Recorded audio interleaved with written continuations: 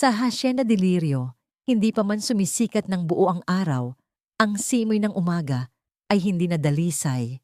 Isang mabigat, madilim na ulap ng tensyon ang nakabitin sa bawat sulok, masikip at nakakakaba. Si Ligaya Santos, 20 taong gulang at bagong katulong, ay abala sa pagpupunas ng marmoladong sahig sa pangunahing bulwagan. Ang kanyang mga kamay ay sanay na sa gawaing bahay, ngunit ang kanyang puso ay naninibago pa sa tahimik na karangyaan ng mansyon. Isang linggo pa lamang siya rito, at bawat araw ay isang bagong pagtuklas ng mga lihim at hindi masabing pighati na tila nakakabit sa bawat pader na pininturahan ng sutla. Biglang, isang malakas na tunog ng basag na plato ang pumunit sa katahimikan na sinundan ng nagngangalit na boses mula sa kusina. Boses na matalim, masakit, at puno ng galit. Walang silbi. Pati ba naman isang basong tubig hindi mo magawa ng tama, Eliza? Sinundan ito ng mahina, ngunit malalim na iyak ng bata. Kumunot ang noo ni Ligaya. Nag-aalangan siya, ngunit ang tunog ng pag-iyak ay tila humihila sa kanya. Dahan-dahan siyang lumapit sa arko na naghihiwalay sa bulwagan at kusina. Ang kanyang mga mata ay nanunuri sa loob. Ang kusina ay isang malawak na espasyo, karaniwang punong-puno ng sigla at amoy ng sariwang lutuin. Ngunit ngayon ay tila isang entablado ng trahedya. Nakatayo sa gitna si Doña Beatriz Bea de la Rosa Alcantara, ang may bahay ng hasyenda at madrasta ng 3 bata. Si Bea, sa kanyang maayos na kasuotan sa umaga at perpektong buhok, ay isang larawan ng kagandahan, ngunit isang kagandahang may lamig at bahid ng kalupitan sa kanyang mga mata. Sa kanyang edad na 35, malinaw na pinahahalagahan niya ang kanyang hitsura at ang kapangyarihan na taglay niya. Sa harap niya, nakayuko ang 12 taong gulang na si Eliza, ang panganay. Ang kanyang manipis na braso ay nakataas, tila pinoprotektahan ang kanyang pisngi na namumula sa sampal. Isang basag na baso at kalat na tubig ang nasa sahig sa paanan niya. Sa isang sulok, nakasiksik ang 2 nakababatang kapatid. Si Sofia, 9 taong gulang, nakayakap sa kanyang sarili, ang kanyang mga mata ay puno ng takot. At si Maya, 5 taong gulang, nakatago sa likod ni Sofia, ang kanyang maliit na mukha ay basa na ng luha. Ang kanyang mga hikbi ay hindi mapigil. "Tingnan mo ang ginawa mo," dagdag ni Bea. Ang boses ay matalim na parang talim ng kutsilyo. "Hindi ka ba marunong mag-ingat? Ano ang sasabihin ng Don Mateo kapag nakita niya ang kalat na ito? Palagi kang walang silbi." Mula sa kanyang taguan, tiningnan ni Ligaya ang mga bata. Naramdaman niya ang matinding kirot sa kanyang dibdib. Kilala niya ang pakiramdam ng gutom at takot. Galing siya sa isang simpleng buhay sa probinsya, kung saan ang bawat tao ay itinuturing na kapamilya. Sa kanyang isip, hindi tama ang ganitong pagtrato sa mga bata, lalo na sa mga walang kalaban-laban. Ang mga mata ni Eliza ay nakatingin sa sahig, puno ng kahihiyan at bighati, ngunit mayroon ding matinding pagod na hindi nararapat sa isang 12 taong gulang. Tila sanay na siya sa ganitong pagtrato. Nakita ni Ligaya ang ilang katulong na nagmamadaling lumayo, umiiwas ng tingin, tila takot na madamay o makita man lang ang nangyayari. Ang Hacienda de Lirio, sa kabila ng kanyang karilagan, ang mga kortinang sutla, ang mga kagamitang yari sa mamahaling kahoy, ang mga lustradong sahig, ay tila isang gintong hawla, malaki at maganda sa labas, ngunit malamig at walang buhay sa loob. Walang init ng pamilya, walang tawanan ng mga bata. Ang tanging naririnig ay ang mga bulong, ang mga hikbi, at ang malalim na katahimikan ng pagkatakot. "Linisin mo yan, ngayon na," utos ni Bea kay Eliza, sabay tulak sa dalaga. "At kung hindi mo yan matapos bago ako bumalik, wala kang kakainin sa tanghalian." Tumalikod si Bea at nagmartsa palabas ng kusina. Ang kanyang takong ay tumatama sa marmol. Nag-iiwan ng malalim na tunog, na tila nagpapahiwatig ng kanyang kapangyarihan. Pagdaan niya sa bulwagan, nasalubong niya ang tingin ni Ligaya. May panandali ang pagkakabigla sa mukha ni Bea, na agad napalitan ng pagkasuklam.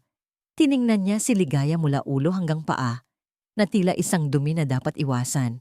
"Ikaw, baguhan." Malamig na sabi ni Bea. Ang boses ay halos bulong, ngunit matalim. "Kung gusto mong manatili rito, matuto kang hindi makialam sa mga bagay na hindi mo dapat pinakikialaman. Naiintindihan mo?" Tumango si Ligaya, ngunit ang kanyang mga mata ay nanatiling nakatingin kay Bea. Ang pagiging direkta ng tingin ni Ligaya ay lalo pang ikinagalit ni Bea. Isang ngiti ng paghamak ang sumilay sa labi ni Bea bago siya tuluyang umalis. Pagkaalis ni Bea, dali-daling pumasok si Ligaya sa kusina. Nakita niya si Eliza na nagsimulang maglinis ng basag na baso, dahan-dahan, tila natatakot. Si Sofia ay patuloy na nakayakap kay Maya, na ngayon ay halos hindi na humihikbi, ngunit ang kanyang mga mata ay nakatitig sa kawalan. Hindi na kinaya ni Ligaya ang makita ang labis na kalungkutan sa mukha ng bata. Maingat siyang lumapit. "Kaya mo ba, Ate Eliza?" Malumanay niyang tanong.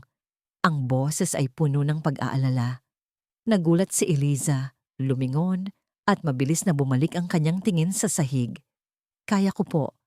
Mahina niyang sagot, tila nahihiya na marinig ang kanyang boses. Dahan-dahan, lumuhod si Ligaya sa tabi ni Maya. Ang maliit na bata ay nakatingin sa kanya. Ang kanyang mga mata ay malaki at puno pa rin ng takot. "Maya." "Nak," bulong ni Ligaya, ang kanyang boses ay tila isang oyayi.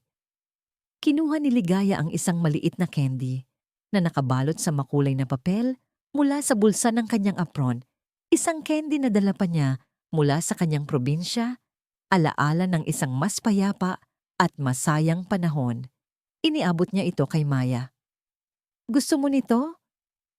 "Pangpaalis ng lungkot," sabi niya. May matamis na ngiti. Tiningnan ni Maya ang candy, pagkatapos ay tiningnan si Ligaya. Ang kanyang mga mata ay nagtagpo sa mga mata ni Ligaya. Sa loob ng maikling sandaling iyon, tila nawala ang lahat ng sakit at takot. Isang sinag ng pag-asa ang sumilay sa malalim na pighati ng mga mata ng bata. Kinuha ni Maya ang candy. Ang kanyang mga daliri ay nanginginig pa.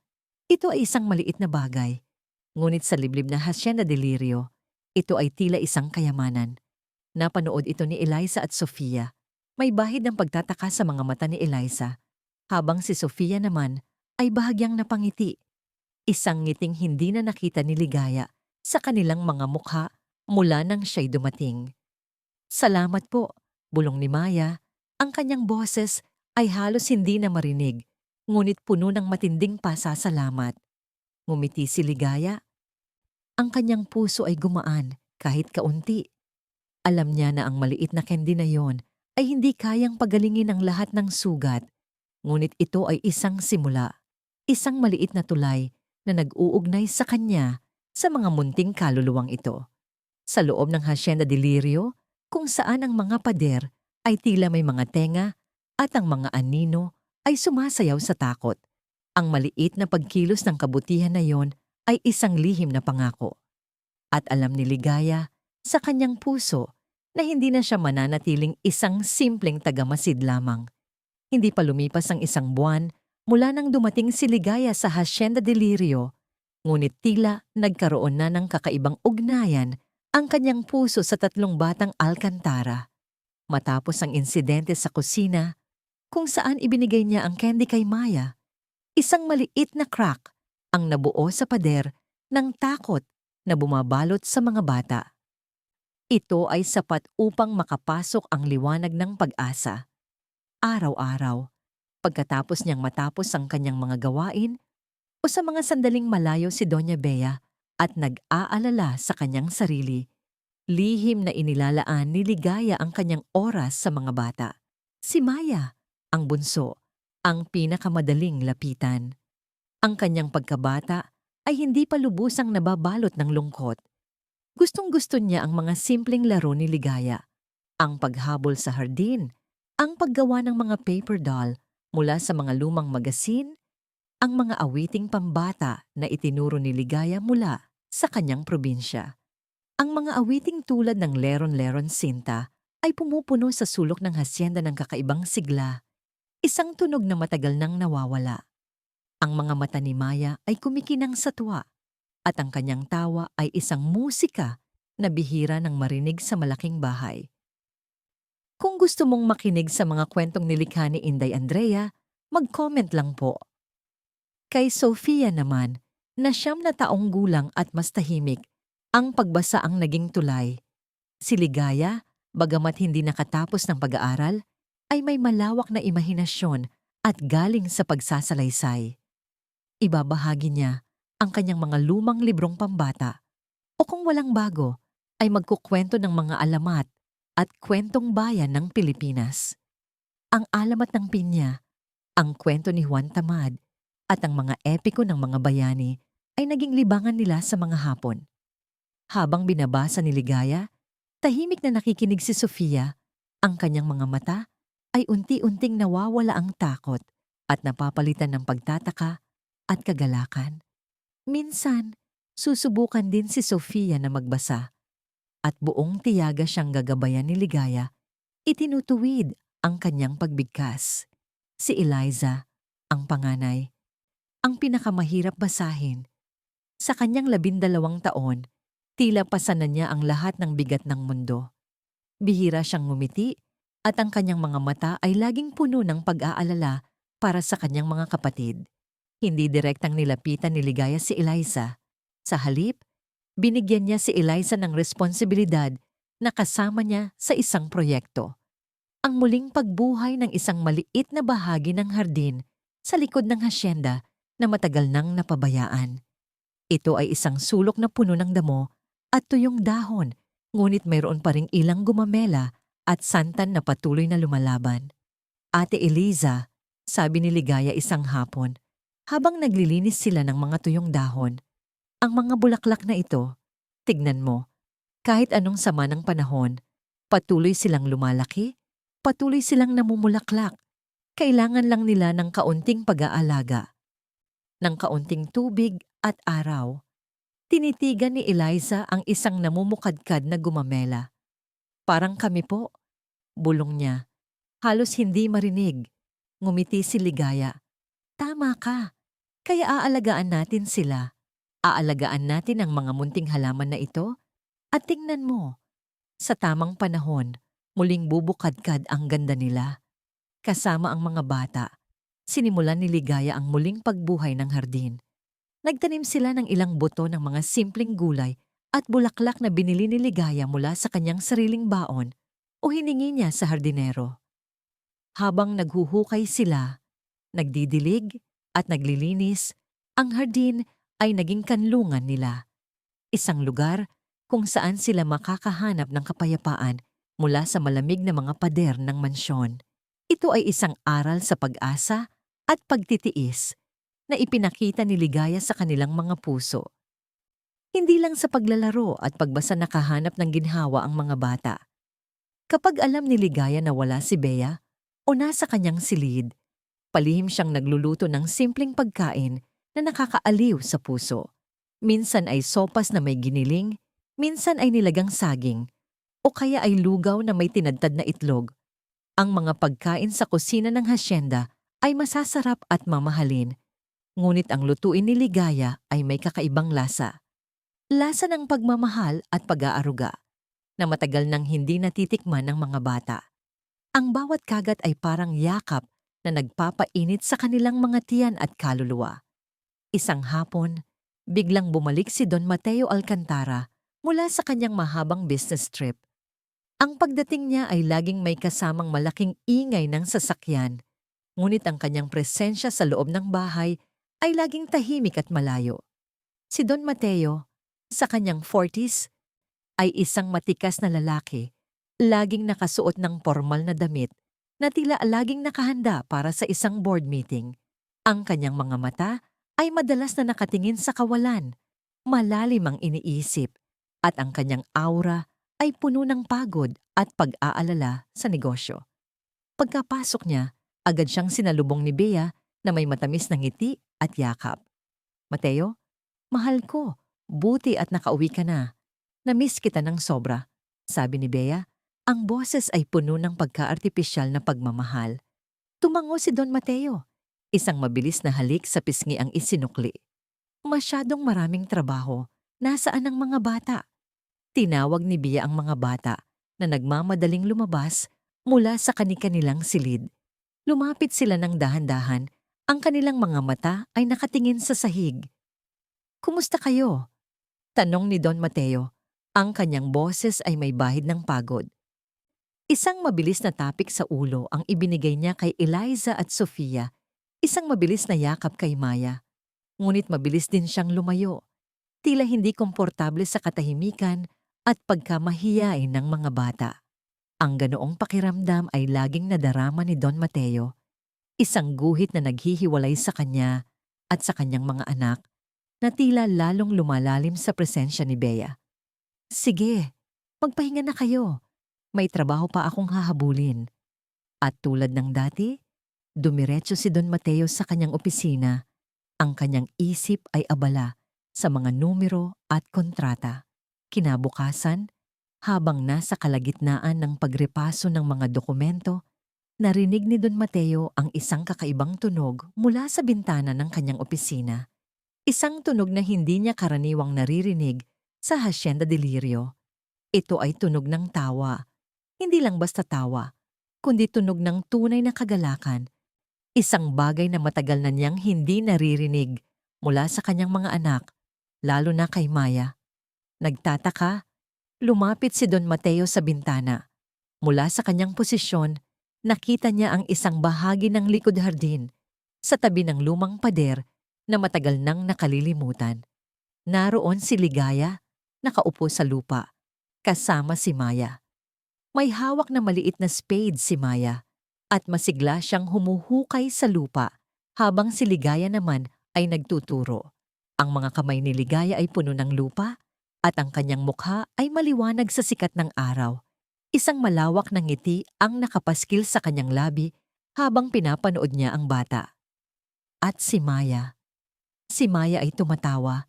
Walang anumang pagpipigil, walang anumang takot. Tunay na kaligayahan ang sumasabog mula sa kanyang munting bibig. Ang kanyang mga pisngi ay namumula. At ang kanyang mga mata ay kumikinang habang hinahabol niya ang isang maliit na paru-paro na lumilipad sa paligid ng mga bulaklak. Isang kakaibang pakiramdam ang lumukob kay Don Mateo. Ito ay isang halo ng sorpresa, kurot sa puso at isang uri ng pagkagulat. Sa napakaraming taon, sinubukan niyang bigyan ng kanyang mga anak ng lahat ng material na bagay, ngunit hindi niya kailanman nakita ang ganitong tunay na kaligayahan sa kanila. Ito ay isang tawa na nagmumula sa puso, hindi isang pilit na ngiti para hindi makasakit ng damdamin. Nagsimulang obserbahan ni Don Mateo si Ligaya. Naging isang walang malay na gawin niya ang pagmasdan ng dalaga sa tuwing dadaan ito sa bulwagan o sa tuwing nakikita niya itong kasama ang mga bata. May kakaibang enerhiya si Ligaya, isang uri ng init at pagiging totoo na tila nagbibigay buhay sa malaking bahay na ito. Ang kanyang presensya ay parang isang sariwang simoy ng hangin na pumapasok sa mga lumang bintana ng hasyenda, nagdadala ng buhay sa isang lugar na matagal nang naging uod at tahimik. Ngunit hindi nagtagal, napansin din ni Bea ang nagbabagong atmosfera. Hindi niya palalampasin ang anumang pagbabago sa dinamika ng bahay, lalo na kung ito ay may kinalaman kay Don Mateo at sa mga bata. Napansin niya ang mga lihim na ngiti ni Sofia habang nagbabasa, ang sigla ni Maya, at ang bahagyang paglambot sa mata ni Eliza. At lalong-lalo na, napansin niya ang ilang pagkakataon na nakikita ni Don Mateo si Ligaya. Isang gabi, habang naghahanda si Ligaya ng merienda para sa mga bata, simpleng sopas na sinasabawan niya ng pagmamahal, naramdaman niya ang isang malamig na presensya sa likod niya. Ganyan ka ba kawalang trabaho, Ligaya? O sinusubukan mong akitin ang mga bata gamit ang iyong mga lutuin? Ang boses ni Bea ay matalim, puno ng pagkabingi. Tumalikod si Ligaya, kalmado ang kanyang mukha. Hindi po, Doña Bea. Naghahanda lang po ako ng merienda para sa mga bata. Alam ko kung ano ang ginagawa mo. Sabi ni Bea, ang kanyang mga mata ay naniningkit. Huwag kang magkakamali. Ako ang may bahay dito.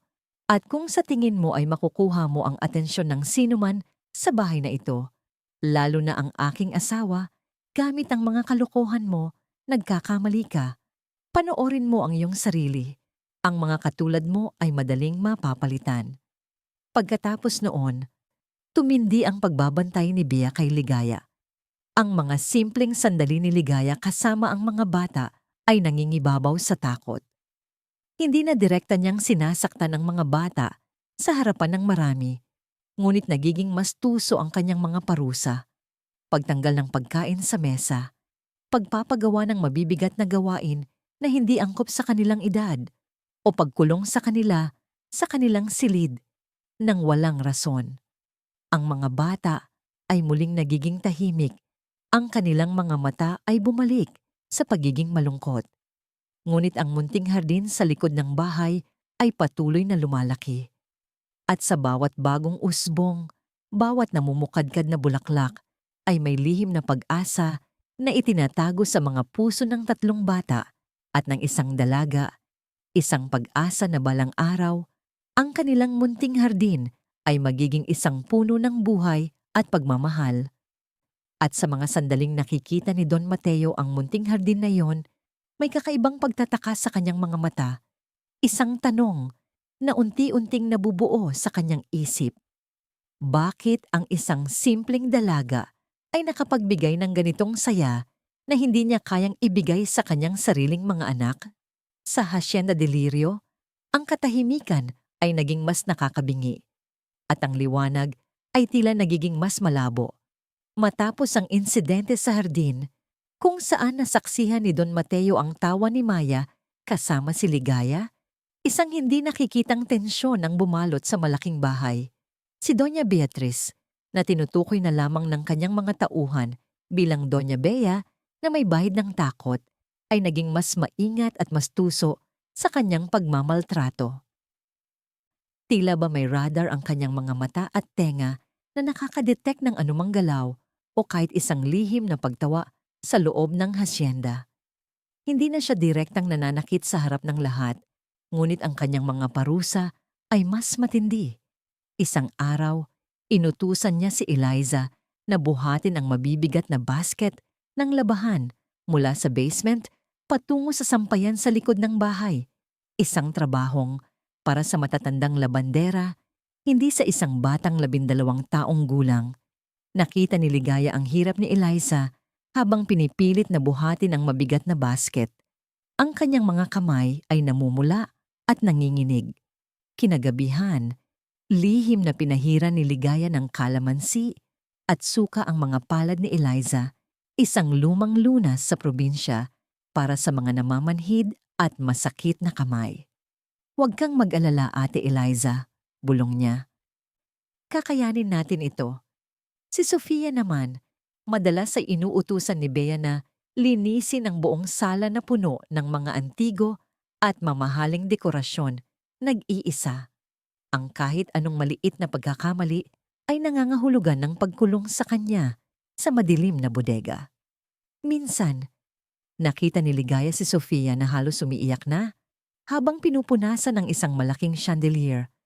Ang kanyang maliit na katawan ay halos hindi abot sa taas. Habang abala si Bea sa kanyang social calls sa telepono, lihim na tinulungan ni Ligaya si Sofia, pinupunasan ang mga matataas na lugar at tinutulungan ang bata na matapos ang gawain. "Bilis, Sofia," bulong niya, "para hindi ka mapagalitan." Si Maya, ang pinakabunso, ay madalas na nakukulong sa kanyang silid sa pinakamaliit na pagkakamali.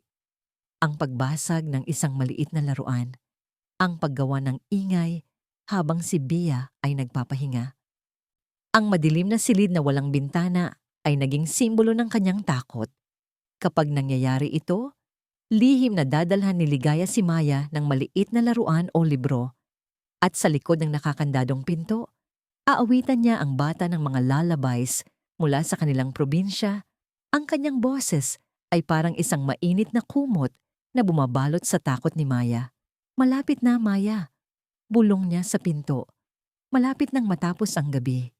Ang mga bata ay unti-unting nangayayat. Ang kanilang mga mata na minsan ay kumikislap dahil sa kagalakan na hatid ni Ligaya ay bumalik sa pagiging malungkot at puno ng takot kapag nasa paligid si Bea. Subalit, ang munting hardin sa likod ng bahay ay patuloy na lumalaki. Ito ang kanilang kanlungan, ang kanilang lihim na santuwaryo. Sa bawat pagdidilig, sa bawat butil ng lupa na kanilang hinuhukay, tila nagkakaroon ng bagong pag-asa sa kanilang mga puso.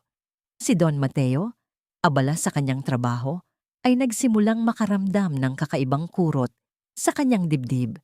Hindi niya maipaliwanag, ngunit may bumabagabag sa kanya. Sa kabila ng kanyang pagiging abala sa negosyo, hindi niya maiwasang mapansin ang pagbabago sa kanyang mga anak. Ang kanilang mga mukha ay tila mas payat, ang kanilang mga balat ay maputla, at ang kanilang mga kilos ay mas tahimik kaysa dati. Hindi na sila tumatawa ng malakas, at ang kanilang mga mata ay madalas na nakatingin sa sahig. Kapag kausap niya sila, nagsimula siyang magduda. Hindi ba't binibigyan niya ang lahat ng kailangan nila? Bakit ganito sila? Nagsimula siyang mas maging mapanuri sa kanyang paligid. Ang kanyang mga mata ay madalas na nakatuon kay Ligaya. Napansin niya kung paano ang mga bata ay tila nabubuhay sa presensya ng dalaga. Ang pagbabasa ni Ligaya sa kanila, ang paglalaro sa hardin, ang mga simpleng ngiti. Lahat ng ito ay nagdadala ng buhay sa malaking bahay na ito. Isang hapon, nakita niya si Ligaya na laging nasa gilid ng kanyang mga anak na may dalang maliit na prutas na ibinabahagi niya sa kanila o isang lumang libro na binabasa. Ito ay maliliit na bagay, ngunit ang mga nangiti na ibinabalik ng kanyang mga anak kay Ligaya ay nagsasabi ng 1,000 salita. Isang gabi, habang kumakain ng hapunan ng pamilya, napansin ni Don Mateo na halos hindi ginalaw ni na Elisa, Sofia at Maya ang kanilang pagkain. Ang mesa ay puno ng masasarap na putahe, ngunit ang mga bata ay tila walang ganang kumain. Tanging si Bea lamang ang masiglang nakikipag-usap sa kanya. Nagkukwento tungkol sa kanyang mga social engagements. Mga anak, bakit hindi kayo kumakain? Tanong ni Don Mateo. Isang kurot ng pag-aalala ang bumalot sa kanyang boses.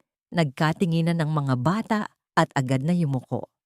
Busog na po ako, Papa, bulong ni Eliza. Hindi ko po type, sabi ni Sofia na may bahid ng takot sa kanyang boses. Mabilis na sumagot si Bea. Ang kanyang boses ay matamis, ngunit may bahid ng pagkairita. Naku, Mateo, ang mga bata ngayon, sadyang pihika na. Hindi mo na mapakain ng maayos. Siguro'y sumobra ang merienda nila kanina. Tumitingin siya kay Ligaya na nakatayo malapit sa kusina. Isang babala ang ipinapadala sa kanyang mga mata. Nilingon ni Don Mateo si Ligaya. Ligaya, pakidala na lang ang mga plato sa kusina at siguraduhin mong nakakakain sila ng maayos. Opo, Don Mateo, sagot ni Ligaya. Ang kanyang boses ay kalmado, ngunit ang kanyang mga mata ay may bahid ng pag-aalala habang tinitingnan ang mga bata. Kalaunan, habang nag-iisa si Don Mateo sa kanyang opisina, nagpasya siyang kausapin si Ligaya. Ligaya? Tawag niya habang naglilinis ang dalaga sa pasilyo. Maaari ba tayong mag-usap sandali? Lumapit si Ligaya, ang kanyang mga mata ay nagtataka. Opo, Don Mateo. Ang tungkol sa mga bata, simula ni Don Mateo, ang kanyang tinig ay mababa. Napapansin kong tila, hindi sila masaya. Mayroon bang problema na hindi ko nalalaman? Marahan si Ligaya na nag-isip. Hindi niya pwedeng direktang idawit si Bea. Alam niya ang kapangyarihan ng ginang. Don Mateo, sabi niya. Ang kanyang tinig ay malumanay.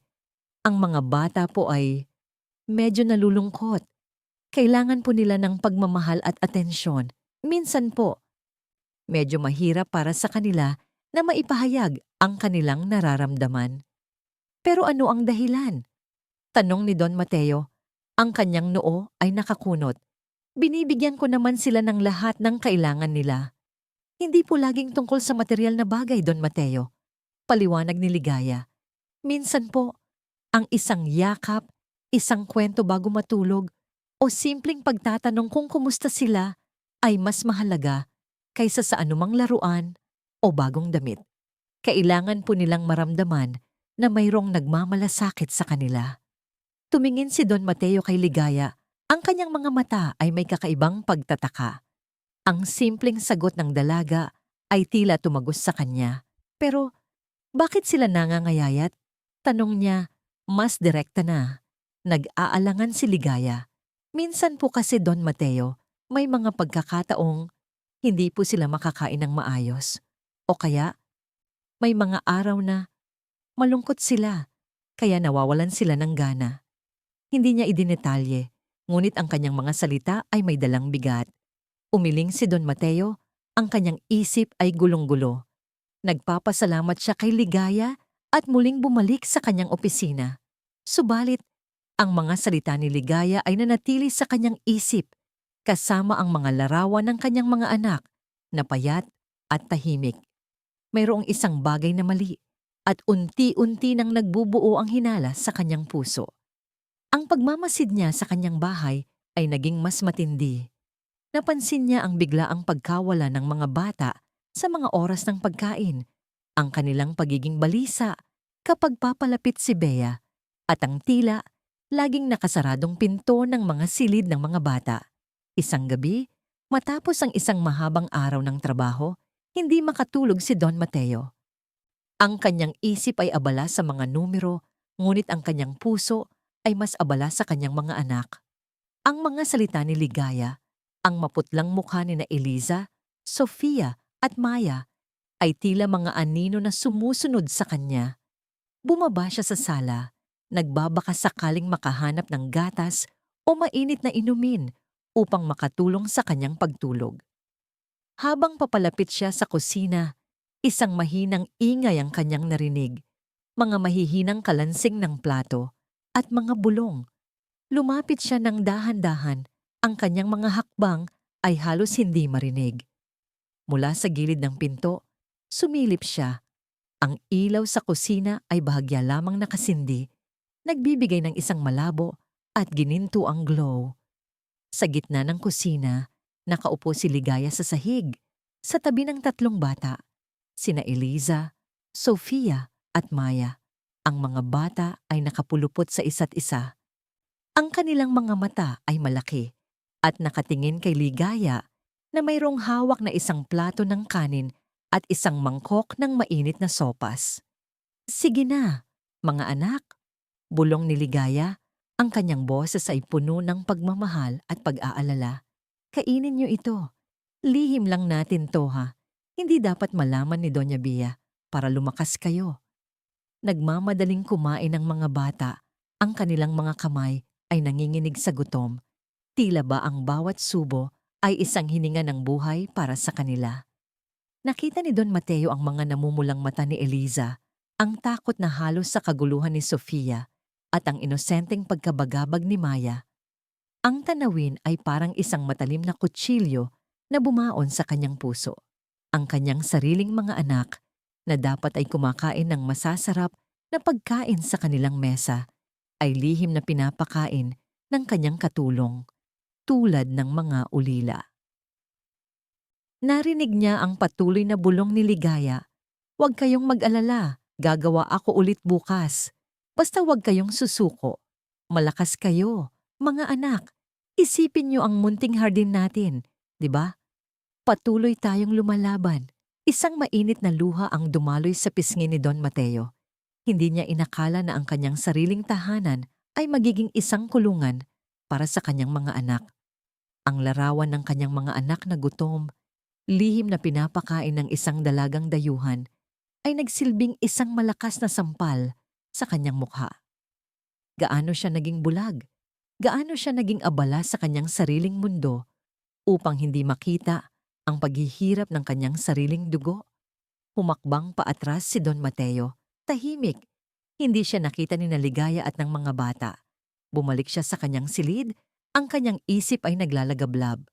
Ang kanyang puso ay puno ng sakit, galit, at isang matinding panghihinayang. Ang mga pagdududa ay naging katotohanan, isang masakit na katotohanan na hindi niya maaaring balewalain. Si Bea, paano niya nagawa ito? Sa gabing iyon, hindi na nakatulog si Don Mateo. Sa halip, sa ilalim ng madilim na langit, gumawa siya ng isang desisyon. Hindi na siya magiging bulag. Hindi na siya magiging bingi. Aalamin niya ang lahat ng katotohanan. At gagawin niya ang lahat upang iligtas ang kanyang mga anak mula sa anino na bumabalot sa Hacienda de Lirio at mula sa halimaw na kanyang pinakasalan. Ang pag-iral ni Ligaya, ang kanyang walang pag-iimbot na kabaitan, ay nagsilbing liwanag sa madilim na sulok ng kanyang kamangmangan. Panahon na para kumilos. Panahon na para hanapin ang katotohanan. Matapos ang gabing yun sa kusina, kung saan nasaksihan ni Don Mateo ang lihim na pagpapakain ni Ligaya sa kanyang mga anak, ang katahimikan ng Hacienda de Lirio ay hindi na tahimik para sa kanya. Ito ay isang katahimikang nababalutan ng kasinungalingan, ng takot, at ng sarili niyang kapabayaan. Ang pagtulog ay naging isang luho na hindi niya kayang abutin. Ang mukha ng kanyang mga anak na gutom, ang boses ni Ligaya na puno ng pag-asa. Lahat ng ito ay nagtulak sa kanya na kumilos. Kinabukasan, maaga pa ay umalis si Don Mateo sa bahay, hindi para sa isa sa kanyang mga business meeting, kundi para hanapin ang katotohanan. Diskreto siyang lumapit sa isang matandang kasama sa negosyo, isang abogado na may malawak na koneksyon at humingi ng tulong upang makahanap ng isang mapagkakatiwalaang pribadong investigador. Walang sino man sa hasyenda, lalo na si Doña Bea, ang dapat makaalam. Ang mga araw na sumunod ay naging isang laro ng pusa at daga, isang matinding pagsubok sa pagitan ng paghahanap ng katotohanan at pagpapanatili ng pagkukunwari. Sa ilalim ng ibabaw na kalmado at abala, si Don Mateo ay nagmamasid. Ang bawat pagtawa ni Bea na walang laman, ang bawat matamis na salita na sinasabi niya sa harap niya ngunit may lamig sa kanyang mga mata, ay tila isang balabal na unti-unting nahuhulog. Napansin niya ang mga pilit na ngiti ng mga bata, ang kanilang pag-iwas sa tingin ni Bea, ang kanilang mabilis na pagyuko kapag may ingay. Nakita niya ang mga munting gasgas sa kamay ni Eliza, ang laging nakayukong balikat ni Sofia, at ang madalas na pagiging tahimik ni Maya, maliban kung kasama niya si Ligaya.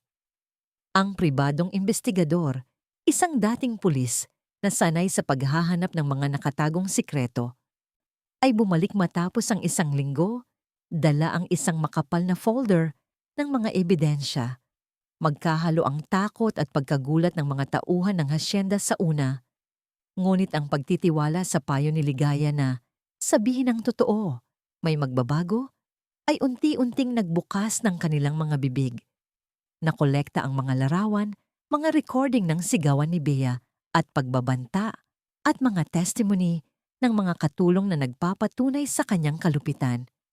Kung paano niya pinahihirapan ang mga bata, ang mga beses na pinagkulong niya sila, ang pagtanggi niya sa kanilang pagkain, at ang pagpapagawa ng mga gawaing hindi akma sa kanilang edad. Mayroon ding mga dokumento na nagpapakita ng labis-labis na paggastos ni Bea para sa sarili niya habang halos walang natitira para sa mga pangangailangan ng mga bata.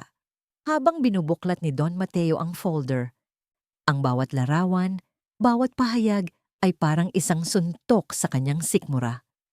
Ang larawan ni Eliza na may pasa sa braso, ang mata ni Sofia na puno ng luha, ang mukha ni Maya na payat at takot. Hindi ito ang mga anak na alam niya.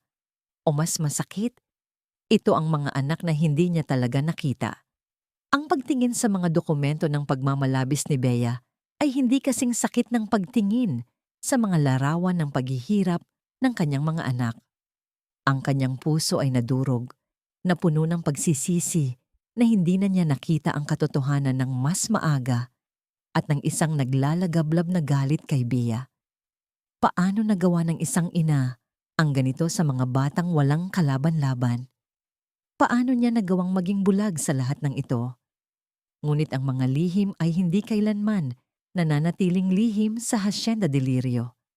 Si Bea, na may matalim na pakiramdam sa mga pagbabago sa kanyang paligid, ay nagsimulang makaramdam ng isang kakaibang tensyon. Hindi na siya ganoon kakontrol.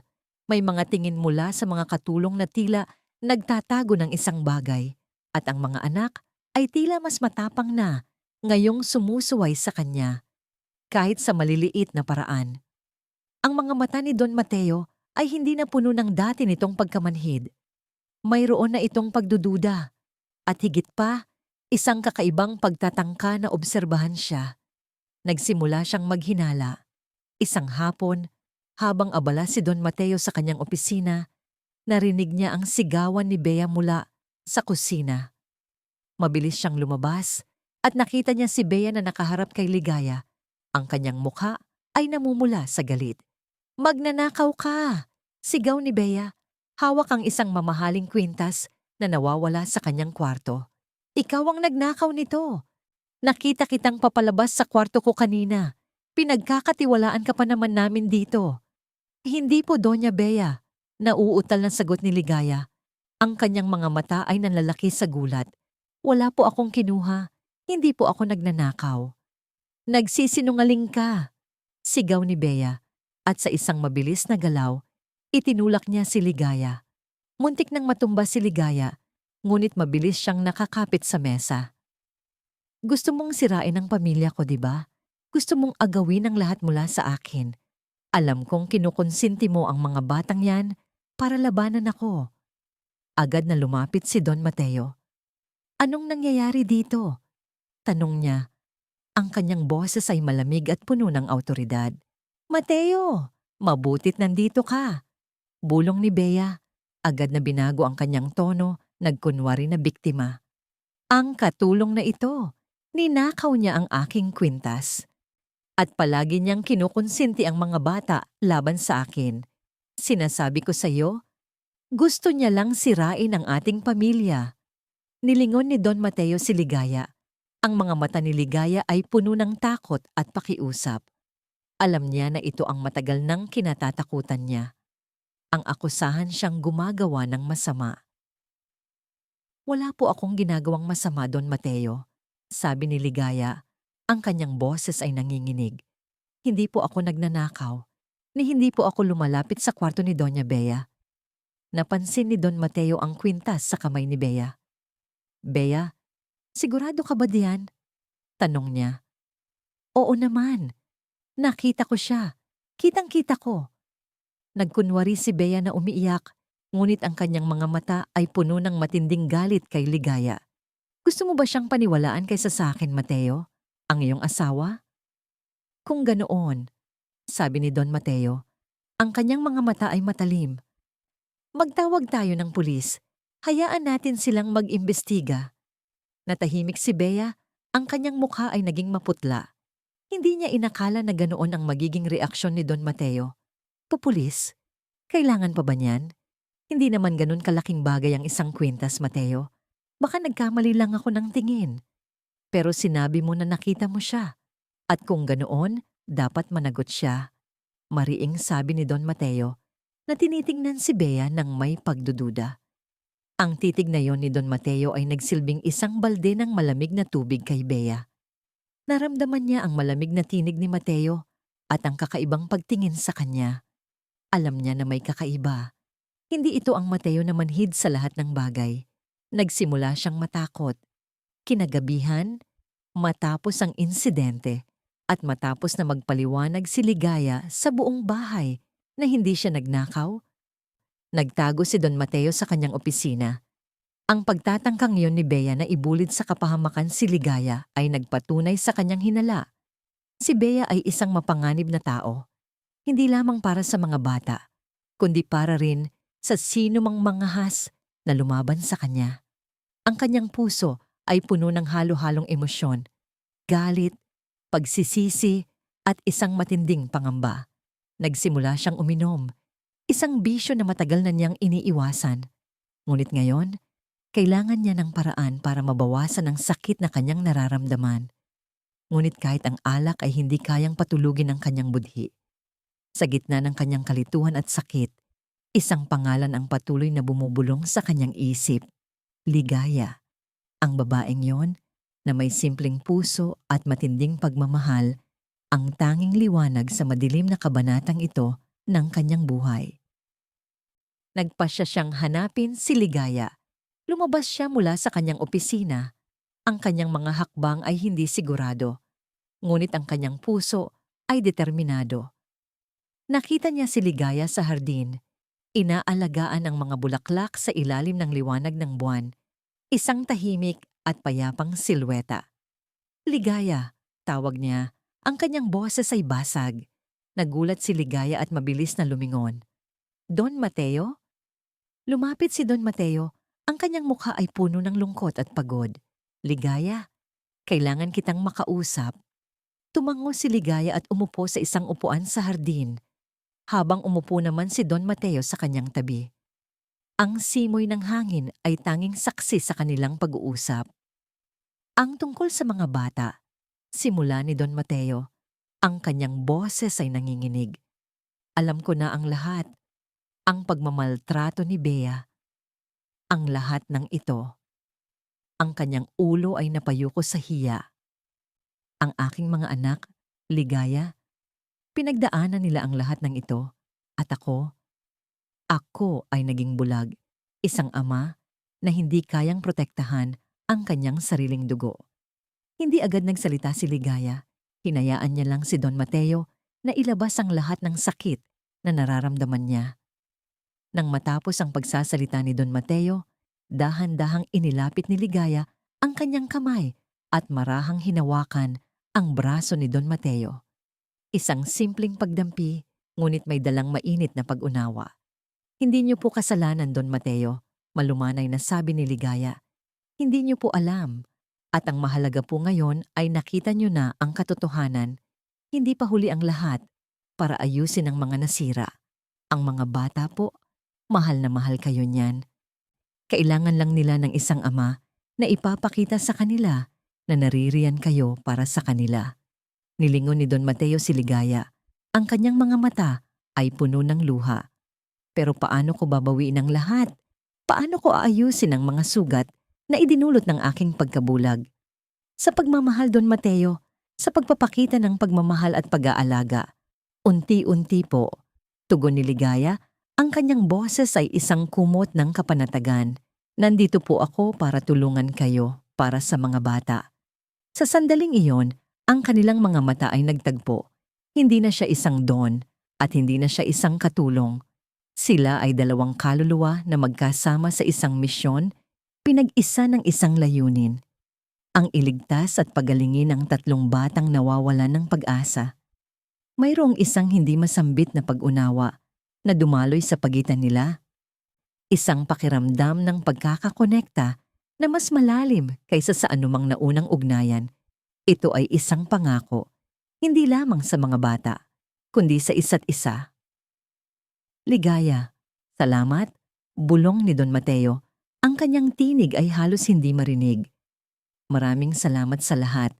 Kinabukasan, ang Hacienda de Lirio ay nagising sa isang bagong araw, ngunit ang kapaligiran ay puno ng kaba.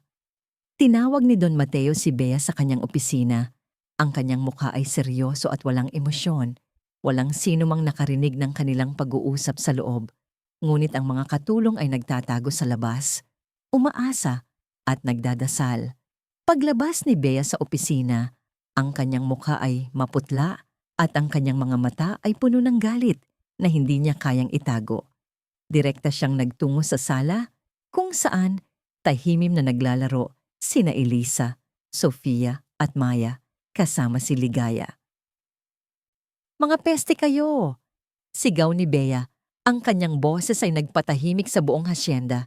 Sinisiraan niyo ako sa iyong ama. Ikaw, Ligaya. Ginayuma mo siya para maniwala sa iyong mga kasinungalingan. Bea, tumigil ka na. Mabilis na lumabas si Don Mateo mula sa opisina. Hawak ang folder ng ebidensya. Alam ko na ang lahat. Wala nang itatago pa. Ano ang sinasabi mo? Nagkunwari si Bea, ngunit ang kanyang boses ay nanginginig. Nagsisinungaling ka, Mateo. Sinisiraan ako ng babaeng ito. Tinuro niya si Ligaya. Siya ang may kasalanan sa lahat. Siya ang nagmamanipula sa mga bata. Hindi.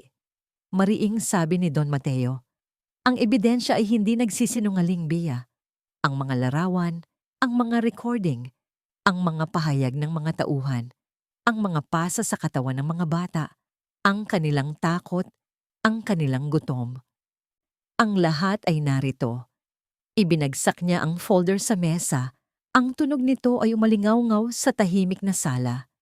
Paano mo nagawa ito sa kanila? Sa sarili mong mga anak? Nagulat si Bea.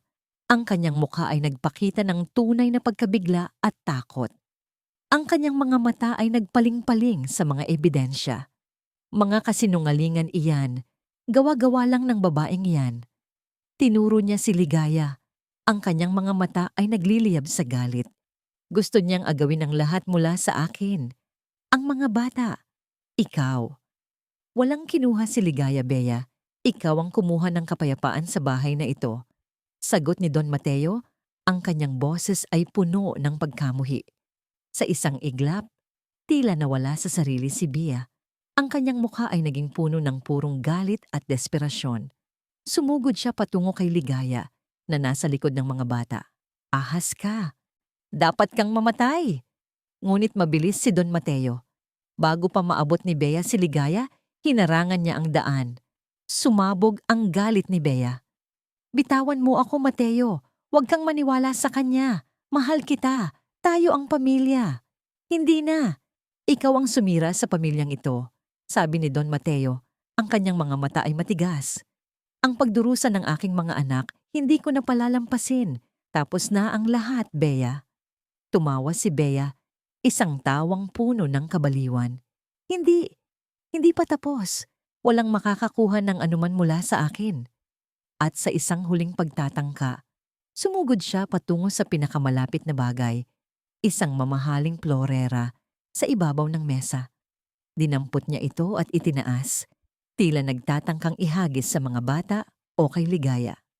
Kung mayroon kang mga hiling o puna, mangyaring mag-comment para ipaalam sa akin. Lubos na nagpapasalamat si Inday Andrea. Wag! Sigaw ni Don Mateo. Mabilis na hinawakan ng kamay ni Bea. Ang plorera ay bumagsak sa sahig, nabasag sa libu-libong piraso, tulad ng pamilyang minsang pinaniniwalaan ni Don Mateo na buo. Nakita ng mga bata ang buong pangyayari. Sina Eliza at Sofia ay nakayakap kay Ligaya, habang si Maya ay umiiyak sa takot. Ang takot na yon sa kanilang mga mata ay nagpatunay ng lahat. Walang kasinungalingan doon.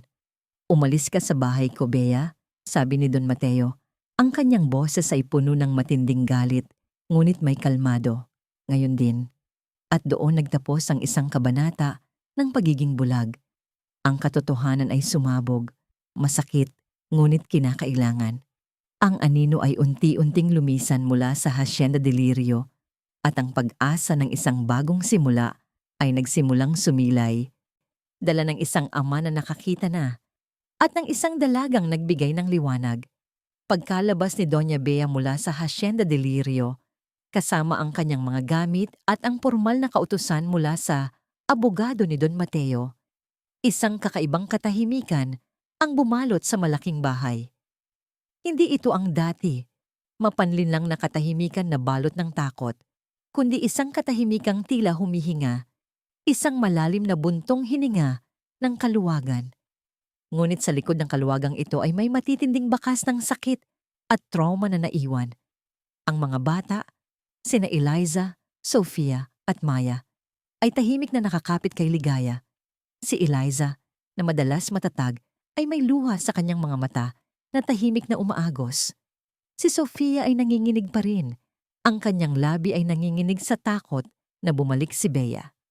Si Maya naman ay nakasiksik sa yakap ni Ligaya. Ang kanyang maliliit na kamay ay mahigpit na nakakapit sa damit ng dalaga, tila takot na iwanan. Nilapitan ni Don Mateo ang kanyang mga anak. Ang kanyang puso ay puno ng pagsisisi at matinding sakit. "Mga anak ko," bulong niya, ngunit ang kanyang boses ay tila may hadlang. Hindi pa sanay sa pagpapahayag ng pagmamahal. Lumuhod siya sa harap nila, ngunit ang mga bata ay tila nagulat at umatras ng bahagya, bumalik sa likod ni Ligaya. Ang reaksyon na ito ay 1,000 saksak sa puso ni Don Mateo. Ang takot na nakita niya sa mga mata ng kanyang mga anak, ang pag-iwas nila sa kanya. Ito ang bunga ng kanyang kapabayaan. "Don Mateo," mahinang sabi ni Ligaya, at dahan-dahan niyang inilabas ang mga bata mula sa kanyang yakap. "Hindi po nila kayo iiwasan. Kailangan lang po nila ng oras." Kinalap ni Don Mateo ang kanyang sarili.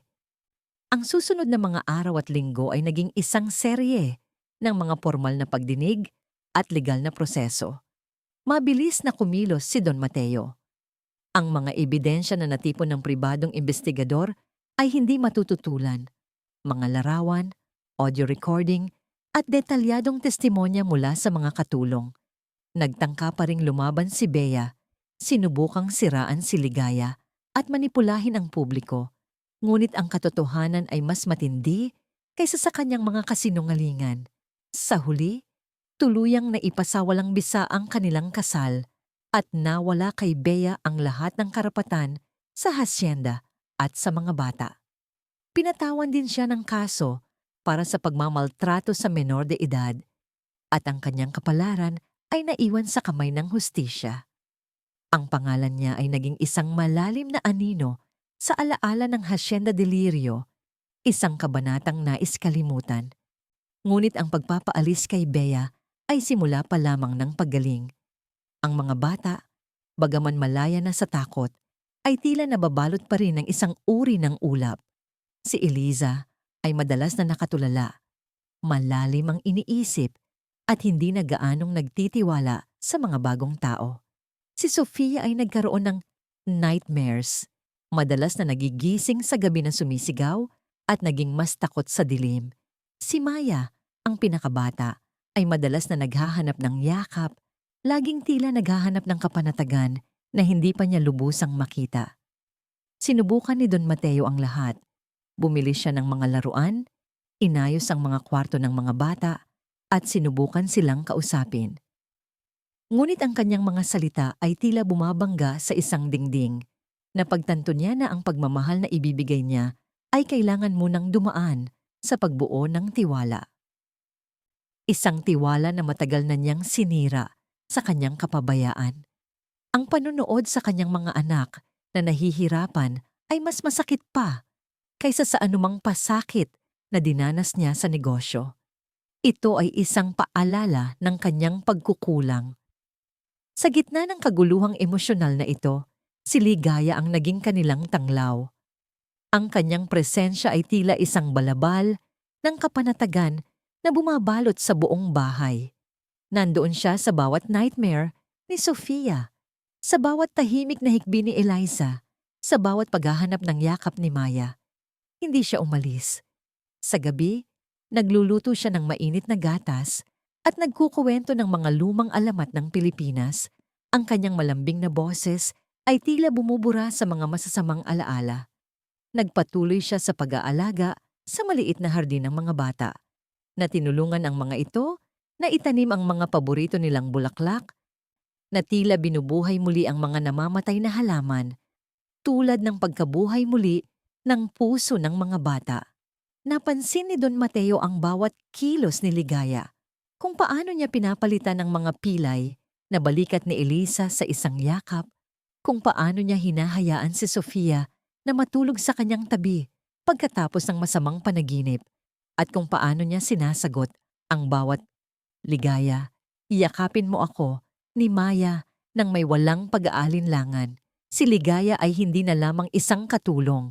Siya ang sentro ng paggaling ng kanyang pamilya. Siya ang tulay na nag-uugnay sa kanyang mga anak. Isang hapon, habang nagbabasa ng libro si Ligaya kay Maya sa sala, habang si Eliza at Sofia ay tahimik na gumagawa ng kanilang homework sa isang sulok. Lumapit si Don Mateo. Naupo siya sa isang upuan na malapit sa kanila. Pinapanood ang tagpong tila matagal na niyang hinahangad. Ligaya, tawag niya. Pagkatapos basahin ni Ligaya ang huling linya ng kwento, tumingala si Ligaya, ang kanyang mukha ay may ngiti at isinara ang libro. Opo, Don Mateo. Kailangan ko kayong kausapin. Pwede po ba tayo mag-usap sa opisina ko ng saglit? Tanong ni Don Mateo. Medyo kinakabahan. Nagpaalam si Ligaya sa mga bata at sumunod kay Don Mateo. Sa opisina, inanyayahan ni Don Mateo si Ligaya na umupo. Ang silid ay puno ng mga libro at dokumento, ngunit ngayon ay tila mas maliwanag kaysa dati. Ligaya, simula ni Don Mateo, ang kanyang tinig ay seryoso. Hindi ko alam kung paano ako magpapasalamat sa inyo, sa lahat ng ginawa ninyo para sa mga anak ko, para sa aming lahat. Huminga siya ng malalim. Ang pamilyang ito.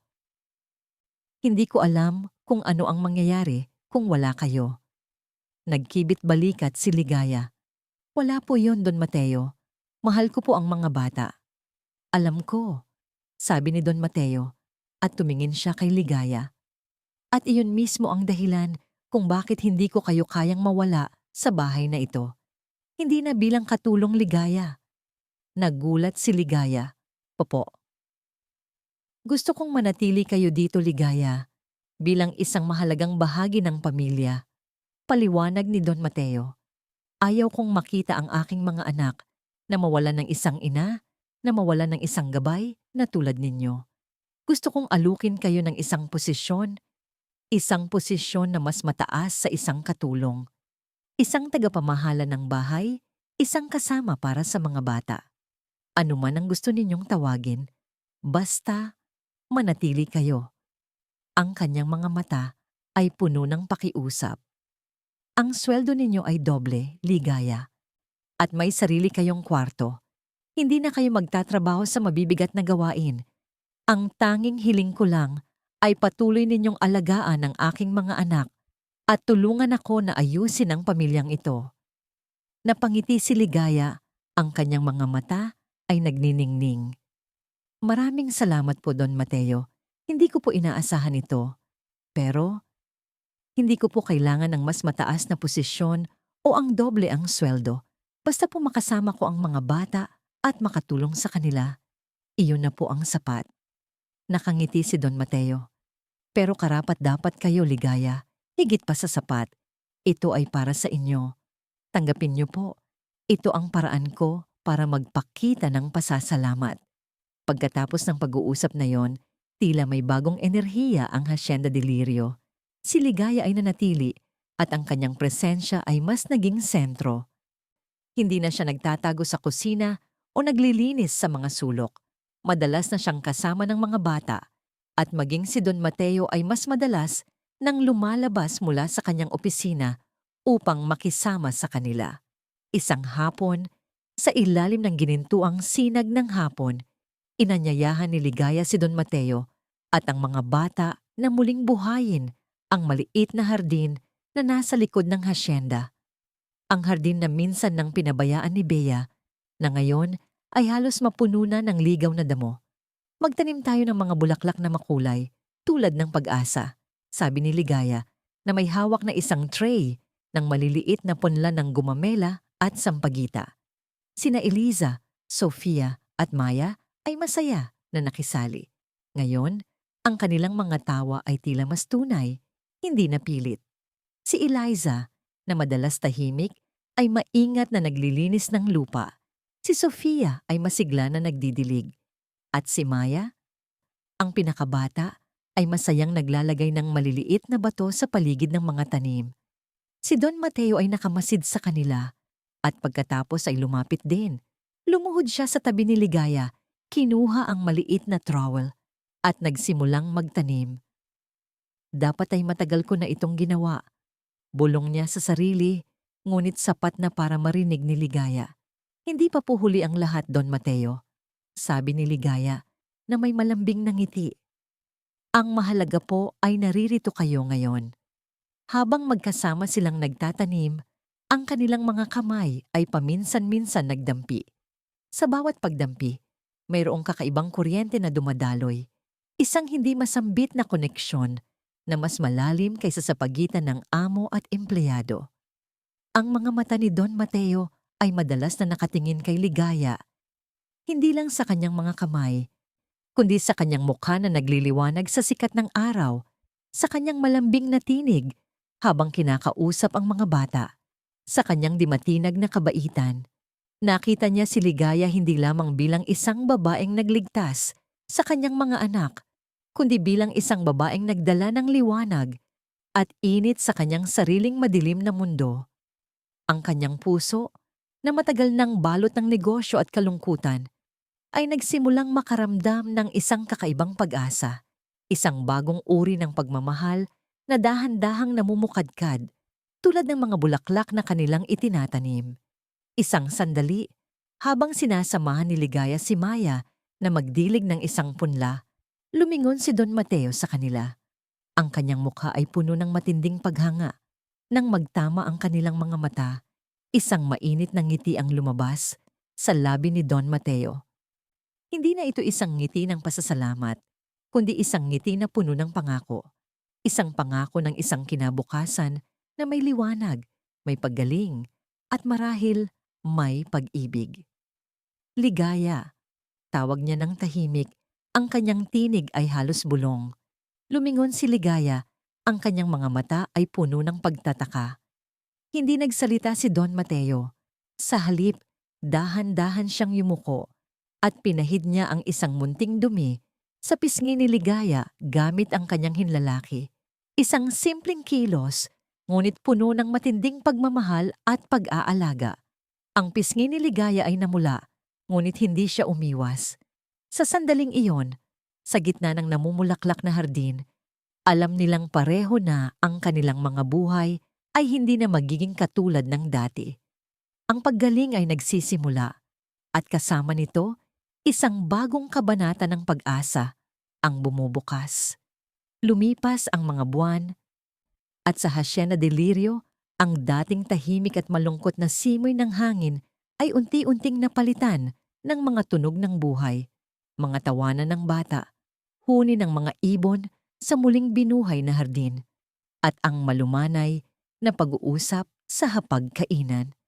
Ang bawat umaga ay tila bagong simula, at ang gabi naman ay nagdadala ng kapayapaan na matagal nang nawala.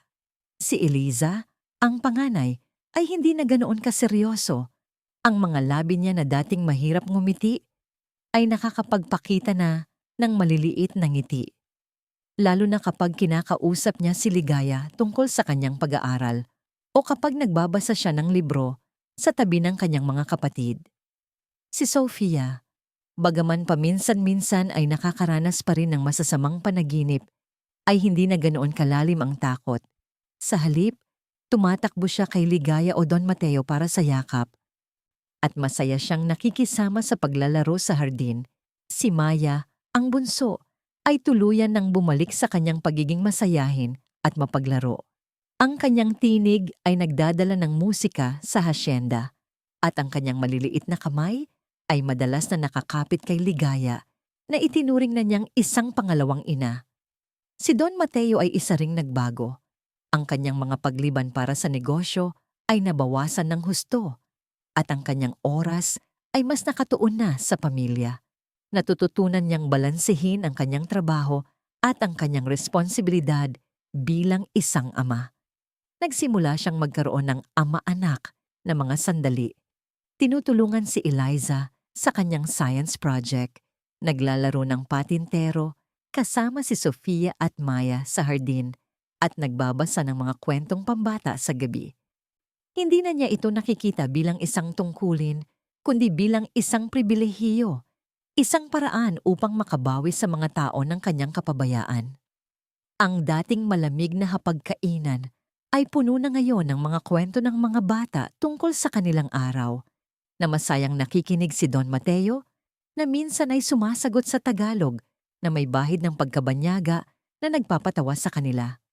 Ang sentro ng pagbabagong ito ay si Ligaya. Ang kanyang presensya ay tila isang malambot na kumot na bumabalot sa pamilya, nagbibigay init at kapanatagan. Hindi lamang siya ang tagapamahala ng bahay, kundi siya ang gumagabay sa bawat isa, nagpapagaan ng loob, at nagtuturo ng mga simpleng halaga ng buhay. Ang kanyang mga lutuin na puno ng lasa ng pagmamahal ay naging paborito ng mga bata at ni Don Mateo. Ang adobo ni Ligaya o sinigang ni Ligaya ay mas pinipili na nila kaysa sa mga pagkain ng chef. Habang nagbabago ang pamilya, lalong lumalim ang ugnayan sa pagitan ni Don Mateo at Ligaya. Ang mga pagdampi ng kamay sa hardin ay naging mas madalas. Ang mga tinginan ay nagtatagal, puno ng hindi masambit na kahulugan. Sa gabi, kapag natutulog na ang mga bata, madalas silang nag-uusap sa sala. Ikinukwento ni Ligaya ang kanyang buhay sa probinsya, ang kanyang mga pangarap, at ang kanyang simpleng pananaw sa mundo. Ikinukwento naman ni Don Mateo ang bigat ng kanyang negosyo, ang kanyang pangungulila sa kanyang asawang pumanaw, at ang kanyang matinding pagsisisi sa kanyang mga pagkukulang. Sa mga oras na yon, nawawala ang pagitan ng amo at kasambahay. Sila ay dalawang kaluluwa na naghahanap ng kapanatagan na natagpuan sa bawat isa. Isang araw ng Sabado, nagpasya si Ligaya na isama ang mga bata sa palengke-palengke sa bayan. Nagulat si Ligaya nang sumama si Don Mateo. Ito ang unang pagkakataon na nakita ng mga bata ang kanilang ama na nasa isang simpleng lugar. Sa makulay at maingay na palengke, si Don Mateo, na sanay sa mga boardroom at mga marangyang tindahan, ay tila isang turista.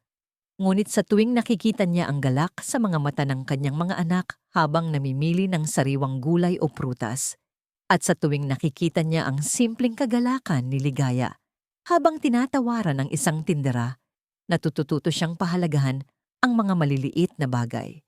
Don Mateo, tikman niyo po ito, sabi ni Ligaya at inalok siya ng isang piraso ng kakanin, local delicacy. Hindi sanay si Don Mateo sa mga ganitong bagay, ngunit kinuha niya ito at ngumiti. Masarap, bulong niya. Ang mga bata ay nakita ang kakaibang kagalakan sa kanilang ama. Si Elisa, na madalas ay seryoso, ay ngumiti.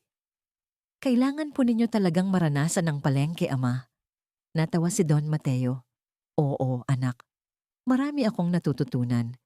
Sa bawat araw, sa bawat ngiti, at sa bawat pagtawa, ang pag-ibig sa pagitan ni Don Mateo at Ligaya ay lumalalim. Hindi ito isang pag-ibig na biglaan, kundi isang pag-ibig na binuo sa pagsubok, pag-unawa, at paggalang. Alam ni Don Mateo na si Ligaya ay higit pa sa isang kasambahay o tagapamahala. Siya ang liwanag na nagbukas ng kanyang mga mata, ang anghel na nagligtas sa kanyang pamilya, at ang babaeng nagbigay muli ng saysay sa kanyang buhay. Isang hapon, habang papalubog ang araw at pinipinta nito ng ginto ang buong hasyenda, si Don Mateo, Ligaya at ang mga bata ay nasa hardin. Ang hardin, na dating pinabayaan, ay puno na ngayon ng buhay at kulay, mga gumamela, sampagita, at iba pang mga bulaklak na itinanim nila. Si Maya ay masayang nagdidilig ng mga bulaklak, si Sofia ay nakikipaglaro sa isang butterfly, at si Eliza ay nakaupo sa isang bangko nagbabasa. Nilapitan ni Don Mateo si Ligaya na abala sa pagtanggal ng mga tuyong dahon. Ligaya, tawag niya. Ang kanyang boses ay malalim, ngunit puno ng pagmamahal. Tumingala si Ligaya. Ang kanyang mukha ay inilawan ng ginintuang sikat ng araw. Opo, Don Mateo? Maaari ba tayong mag-usap sandali? Tumango si Ligaya. Naramdaman niya ang kaba sa kanyang dibdib. Lumapit si Don Mateo sa kanya, at sa isang kilos na puno ng pagiging tapat at seryoso, lumuhod siya sa harap niya. Hindi ito sa isang mamahaling restaurant o sa ilalim ng mga kumikinang na ilaw, kundi sa simpleng hardin, sa gitna ng mga bulaklak na sabay nilang binuhay. Nagulat si Ligaya. Don Mateo, ano po ang ginagawa ninyo? Ngumiti si Don Mateo. isang ngiting punong-puno ng pag-asa. Sa likod niya, nakatingin sa kanila sina Elisa, Sofia at Maya, na tila nararamdaman ang bigat ng sandali. Ligaya, simula ni Don Mateo, at kinuha niya ang kamay ni Ligaya na malumanay na pinisil. Maraming taon akong nabuhay sa dilim, bulag sa mga mahalaga sa buhay. Ang pamilya ko ay nagdusa dahil sa aking kapabayaan. Ngunit dumating ka at ikaw ang nagdala ng liwanag. Ikaw ang nagligtas sa aking mga anak. Ikaw ang nagturo sa akin kung paano magmahal muli, kung paano maging isang ama. Tumulo ang luha sa mga mata ni Ligaya. Ayaw kong mawala ka, Ligaya. Patuloy ni Don Mateo. Ang kanyang mga mata ay nagniningning. Gusto kong bumawi sa lahat ng sakit na dinanas ko sa mga anak ko. Gusto kong bumuo ng isang pamilya na tunay, na puno ng pagmamahal at pagtawa. At hindi ko ito magagawa kung wala ka. Huminga siya ng malalim. Ligaya Santos, gusto mo bang pakasalan ako? Gusto mo bang maging parte ng pamilyang ito? Hindi na bilang isang kasambahay, kundi bilang isang asawa, isang ina sa aking mga anak at ang kabiyak ng aking puso. Hindi makapagsalita si Ligaya. Ang kanyang puso ay tumibok ng malakas. Hindi niya akalain na darating ang sandaling ito.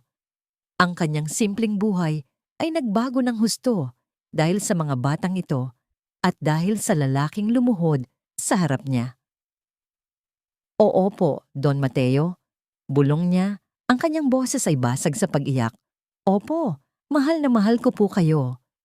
Tumayo si Don Mateo at niyakap si Ligaya ng mahigpit.